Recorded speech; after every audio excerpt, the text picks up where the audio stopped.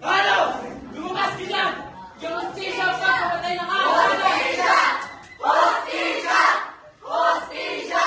Katarungan! Katarungan! Kapayapaan! Kapayapaan! Bigyan hostisya!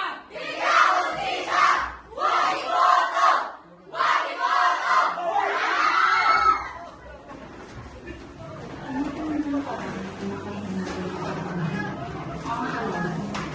Walang kasagot-katotohanan kung saan ang nagkakalitan.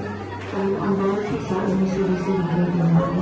Ibabahagi ang lahat ng nakaang mga sabi-sabi na isa sa kanila ay nangangamatay tao ay hindi naman gusto ko. Sino ang pangagawagi at karapat-dapat iboto ng mga tao? Sino ang magtatamasa ng tinatawag natin piling halakha? Sa wakas, nabuhat na rin ako! Bakit po? May nag-boboto pa po. Ay, pasensya na po.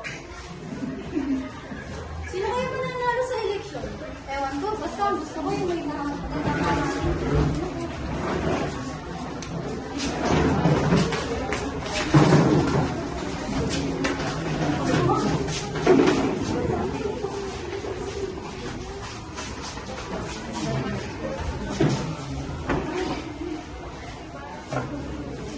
After weeks of waiting, the results are finally out here.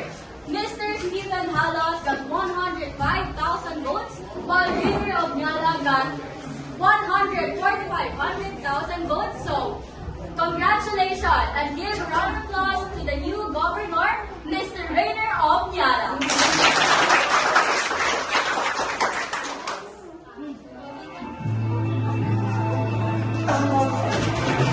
Tama mo ang isang maruming laro ang politika. At paano ang huwag kakot mo? Kung ang kanamay ka kami